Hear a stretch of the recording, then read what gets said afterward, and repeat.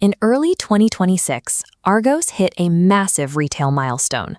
With 1 billion website visits under their belt, they officially topped the UK's Digital Capability Index, beating out 64 other major brands. They even transformed their iconic, heavy paper catalog into a highly personalized digital app experience called Your Catalog.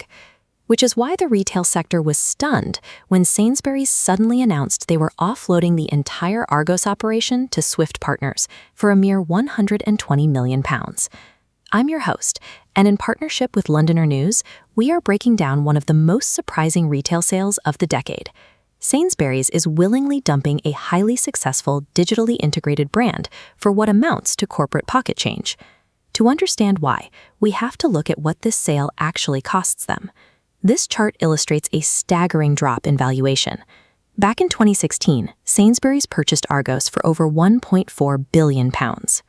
Getting back £120 million is bad enough, but physically separating the two businesses triggers an additional £350 million penalty. Accepting a loss of the scale reflects the urgency of the supermarket's pivot. Sainsbury's is prioritizing cash and immediate focus for its grocery operations, over maintaining its stake in general merchandise. The UK supermarket sector is currently locked in a brutal price war. Margins are razor thin, forcing companies to reevaluate every single square inch of their retail footprint. Facing this pressure, CEO Simon Roberts decided to abandon the multi-channel strategy, choosing instead to redirect corporate investment straight back into the food aisles. We saw the early stages of this retreat when Sainsbury's deliberately sold off its banking and ATM divisions. Argos is simply the final, largest piece to go.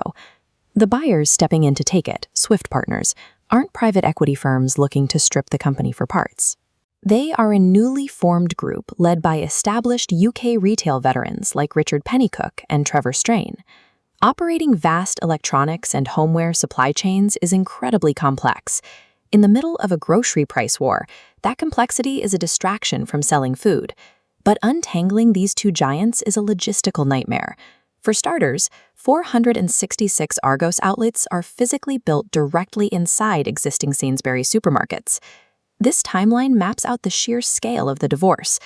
While the deal completes in 2027, the companies have a strict 2-year window to finalize the physical separation by February 2029. Over those 24 months, Swift Partners will have to systematically assume control over a highly complicated web of commercial store leases held by the supermarket. They also have to cleanly extract massive back-end infrastructure, including this enormous distribution center in Daventry that handles a staggering volume of daily inventory.